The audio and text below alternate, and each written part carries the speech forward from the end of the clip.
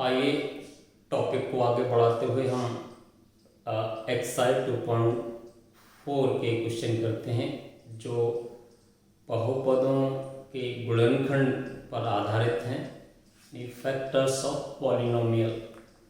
तो देखिए क्वेश्चन करते हैं इसके। पहला क्वेश्चन है, बताइए कि निम्नलिखित बहुपदों में से किस बहुपद का एक गुणनखंड x+1 है। तो देखिए ये पूछा गया है कि x+1 और भी कई पॉलिनोमियल्स दिए हुए हैं, उसमें से किसका ये गुणनखंड है। तो हम ये जान चुके हैं कि गुणनखंड सिद्ध करने के लिए क्या कंडीशन है। तो यहाँ से x+1 को 0 इक्वल करके हम x की वैल्यू निकालते हैं और फिर इसमें रिप्लेस करेंगे। अगर वैल्यू 0 आती है तो उसका गुणनखंड होगा और नहीं आती है तो उसका गुणनखंड नहीं होगा। ये सीधा सा एक सिंपल एक प्रोसीजर रहता है, उसको हमें फॉलो करना है। तो देखिए यहाँ से x+1 equal 0, that is x equal -1। इसमें रखते हैं p ऑफ -1 इक्वल -1 का क्यूब प्लस -1 का स्क्वायर प्लस -1 प्लस 1। इसको सिंप्लीफाई करेंगे, -1 प्लस 1 -1 प्लस 1, और आप यहाँ देख रहे हो 2 -2 इक्वल 0। ये रिजल्ट हमें बता रहा है कि x+1 px का एक गुणनखंड है, इसलिए हम यहाँ कर सकते हैं therefore x+1 is a factor of px। क्या इसको यहाँ भी लिख सकते हैं, x+1 px का एक गुणनखंड है। Clear. Next question 2, question number 2 में उन्होंने पूछा है, गुणनखंड प्रमेय लागू करके बताइए कि निम्नलिखित स्थितियों में से प्रत्येक स्थिति में gx px का एक गुणनखंड है या नहीं। तो सेम टाइप का क्वेश्चन है इसमें भी। मैं इसमें से एक पार्ट ले रहा हूँ, क्वेश्चन नंबर 2 का थर्ड पार्ट। थर्ड पार्ट में इसमें px दिया हुआ है, p ऑफ x, p यानी पॉलिनोमियल इन वेरिएबल x, ये x की -4x² x cube -4x² plus x plus 6 plus x plus 6, और इसमें दूसरा जो है gx दिया है x-3, g of x equal to x-3। तो देखिए सिंपल इसको समझेंगे कि अगर px का x-3 गुणनखंड है तो वही कंडीशन हमें इसमें चेक करनी है। लेट x-3 को 0 इक्वल करके x की वैल्यू निकालते हैं, ठीक है। x-3 equal 0, so that x equal हमारा 3 आ जाएगा।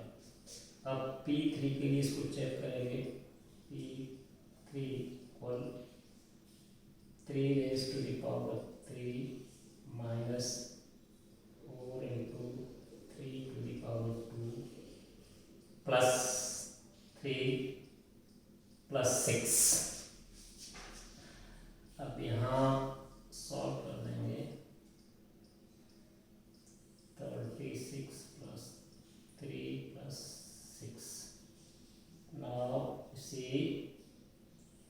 36 माइनस 36 और ये हमारा आ गया 0। हाँ, इसका मतलब x माइनस 3 यानी gx, therefore gx is the factor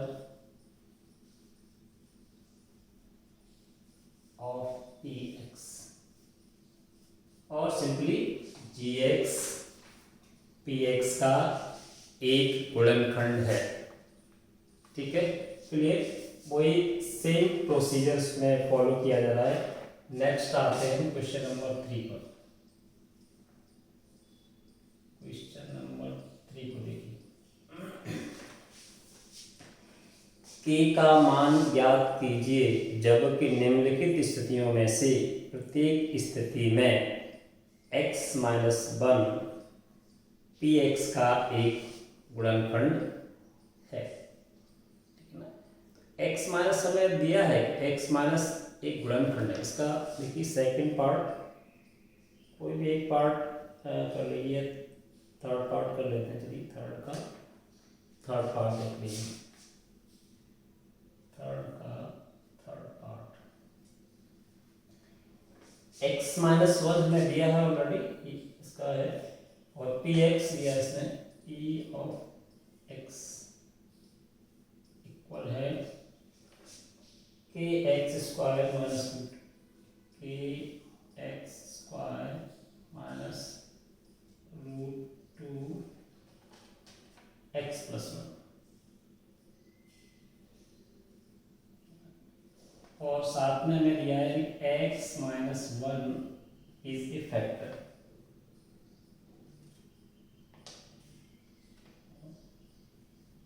x minus 1 is ये factor, this is a factor.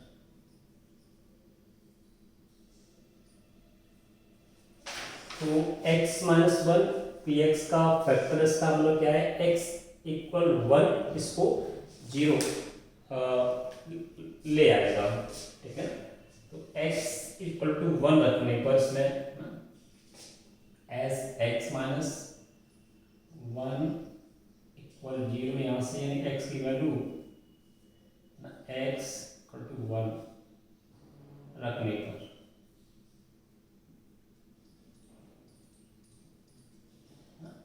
x equal to 1 रखेंगे, बिकॉज ये इसका एक फैक्टर है, इसलिए ये x की जो 1 वैल्यू है वो उसको 0 ले आएगी, यानी p1 इक्वल 0 हो जाएगा, यानी p ऑफ 1, और ये क्या रहेगा k इंटू 1 का स्क्वायर माइनस √2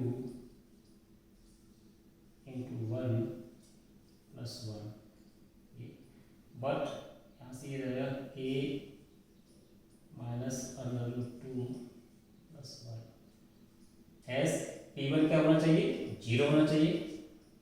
यहाँ से k माइनस √2 प्लस 1 इक्वल क्या हो जाएगा, 0, because x minus 1 is a factor. यहाँ से देखिए क्या हो जाएगा, k की वैल्यू निकालेंगे, k इक्वल सीधे सीधे हो जाएगा √2 माइनस 1।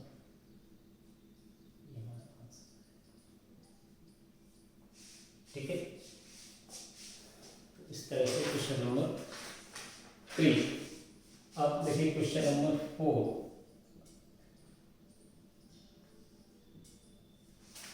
क्वेश्चन नंबर 4 में है गुणनखंड कीजिए। इसमें भी कोई एक लेते हैं इसका। क्वेश्चन नंबर 4 में चलिए इसका फर्स्ट सेकंड, चलिए थर्ड ले लीजिए।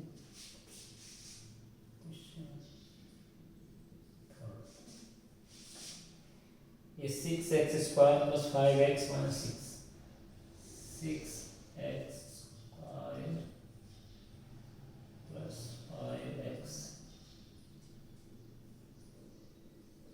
इसके फैक्टर्स करना है, फैक्टराइज दिस।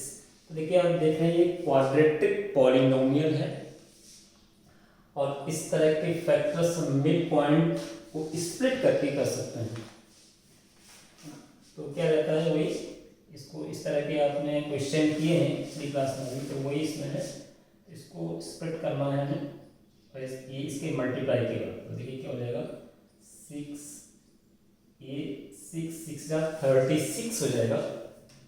अब ऐसे नंबर्स हमें चूज करना है जिससे इनका मल्टीप्लिकेशन इसके इक्वल आ जाए और इनका जो डिफरेंस है वो 5 के इक्वल। तो देखिए क्या होगा, प्लस इसको कर सकते हैं 9 माइनस 4 x प्लस 6, और इसको हम आगे करेंगे 6x square plus 9x minus 4x plus 6। LCM sorry common ले लेंगे, 3x 2x plus 3 minus 2x plus 3, और ये हो जाएगा हमारा 2x plus 3 and 3x minus 2, ये इसके फैक्टर हैं। इसमें कोई ज़्यादा डिफिकल्टी नहीं है फैक्टर करने में। आप इस तरह के क्वेश्चन किए। क्वेश्चन नंबर 5 गुणनखंड कीजिए, अगला भी है। तो चलिए यहाँ से क्वेश्चन नंबर 5 गुणनखंड कीजिए। अब देखिए इसमें थोड़ा गुणनखंड, एक क्वाड्रेटिक पॉलिनोमियल का गुणनखंड तो हमें विधि पता है कि इस तरह से करते हैं। अब ये क्यूबिक पॉलिनोमियल है इसमें, और इसको हम क्वेश्चन नंबर x3 माइनस, चलिए पहले फर्स्ट है इसका पार्ट, फर्स्ट है x³ minus 3x square, x³ minus 3x square minus x plus 2। एक क्यूबिक पॉलिनोमियल है और इसके फैक्टर्स हम इसको रिमाइंडर थ्योरम का भी यूज करते हुए इसको करेंगे, और इसको पहले एक कोई फैक्टर जान करके इसको हम क्वाड्रेटिक पॉलिनोमियल में कन्वर्ट करेंगे।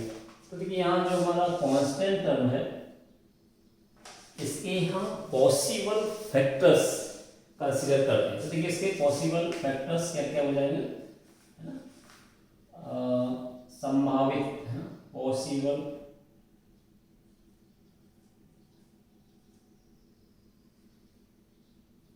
फैक्टर ऑफ 2, है ना। देखिए इसको प्लस माइनस 1 और प्लस माइनस 2, है ना, ये वैल्यू रखेंगे,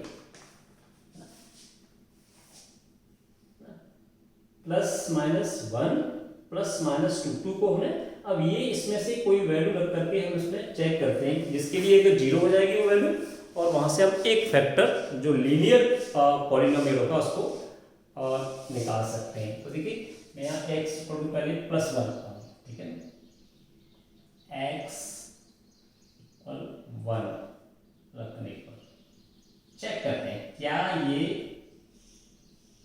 0 होता है। तो देखिए 1 का क्यूब माइनस 3 इंटू 1 का स्क्वायर माइनस 1 प्लस 2, और ये हो जाएगा हमारा 1 माइनस 3 माइनस 1 प्लस 2। यस, यहाँ से ये देखिए क्या हो गया हमारा, माइनस 2 1 माइनस 3 माइनस 1 माइनस 3, तो ये नहीं होगा, इट्स नॉट इक्वल 0। अब इसमें हम माइनस 1 कर देते हैं, इट्स नॉट इक्वल 0, ठीक है ना, इसको यहाँ पे छोड़ देंगे।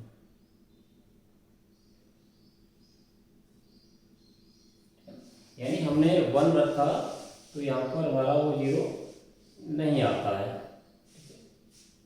नहीं सॉरी प्लस 2 1 माइनस 3 -1 +2 माइनस नहीं।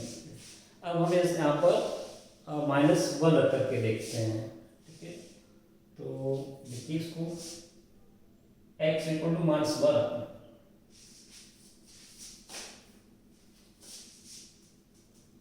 अब x इक्वल टू -1 रखने पर चेक करते हैं, देखिए तो x इक्वल टू -1 रख देंगे, सेम वही है हमारा। ये क्वेश्चन एक सेकंड, इसमें x -2x², क्वेश्चन में x³ -2x² है। थोड़ा सा करेक्ट कर लेंगे इसको, x -2x² है और यहाँ से 2 करेंगे, ये माइनस ये 1 -2, ये देखिए थोड़ा सा स्टेप हो गया इसमें, 1 -2 1 -2 -1 +2, ये तो यहाँ करेंगे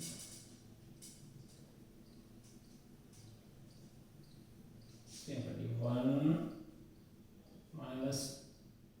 -2 -1 +2, यस, तो ये इक्वल 0 हो रहा है, यानी -3 चलिए इसको एक स्टेप और बढ़ा लीजिए, दैट इज 3 -3 इक्वल 0, यानी x इक्वल टू 1 रखने पर वैल्यू 0 आ रही है, यानी इसलिए that is therefore that is x -1 is a factor. अब देखिए ये x -1 एक फैक्टर हमें यहाँ से मिल गया और ये हमारा लीनियर पॉलिनोमियल है। अब अगर हम इसको लीनियर पॉलिनोमियल को इससे डिवाइड करें तो हमें एक और पॉलिनोमियल क्वाड्रेटिक पॉलिनोमियल इसको ब्रेक कर सकते हैं। तो देखिए इससे डिवाइड कर देते हैं। अब x -1 से इसको डिवाइड करेंगे, तो देखिए x³ -2x² -x + 2 और ये क्या कर लीजिए, ये देखिए क्या हो जाएगा, इसको वही आप करते जाए इस तरह से x² x³ -x² प्लस ये कैंसिल हो जाएगा और ये चला -x² -x + 2 और इसको माइनस का x करेंगे -x² और ये प्लस x और ये आपका हो जाएगा प्लस माइनस, ये कैंसिल हो जाएगा और ये माइनस के 2x + 2 हो जाएगा, यहाँ पे करेंगे -2 और ये हो जाएगा आपका -2x + 2 और ये प्लस माइनस ये कैंसिल हो जाएगा। एक तरह से हमें यहाँ एक और डिवाइड करके एक क्वाड्रेटिक पॉलिनोमियल मिल गया, यानी the product of this and product of this equal किसके, इसके बराबर होगा, यानी एक फैक्टर तो हमें मिल गया। अब हम इसको भी फैक्टराइज कर सकते हैं और इसके फैक्टर करने के लिए चलिए यहाँ थोड़ा सा स्पेस यूज करते हैं, इसके देखिए क्या x² -x -2, ठीक है, इसको 2 × 2 है ना, तो क्या कर सकते हैं इसको x² -2x + x -2, यहाँ से क्या कर लोगे आप x कॉमन ले लोगे, x -2 + 1x -2 और यहाँ से आपका आ जाएगा x -2 × x + 1। तो आप देख रहे हैं यहाँ इसको भी मैंने फैक्टराइज किया जैसे कि अन्य ने किया था, तो इस तरह से कुल जो फैक्टर हमारे हो जाएंगे फैक्टर क्या आ गया भाई, एक ये आ गया था x माइनस वन, यानी x माइनस वन, एक x प्लस वन और x माइनस, इस तरह से ये फैक्टर्स हम कर सकते हैं। अगर कोई क्यूबिक पॉलिनोमियल भी दिया है तो उसका कोई एक फैक्टर लीनियर पॉलिनोमियल के रूप में एक फैक्टर यहाँ से जो हमारा कांस्टेंट टर्म है उसके पॉसिबल फैक्टर्स को कंसीडर करके हम जीरो इस पे आ जाएगा, वहाँ से फिर उसको डिवाइड करके क्वाड्रेटिक में उसको स्प्लिट करेंगे और क्वाड्रेटिक पॉलिनोमियल को मिड पॉइंट स्प्लिट मेथड से उसके फैक्टर करना हमें आता है। तो इस तरह से हमारा हम फैक्टर कर सकते हैं। तो इसके अदर क्वेश्चन भी आप उसको कर लें और उसमें देख लें कि किस किस तरह से उसमें जो ये इसके जो रूल्स हैं या अप्लाई होते हैं, और डिफ़िकल्टी आने पर उसको कंसल्ट करना। Thank you.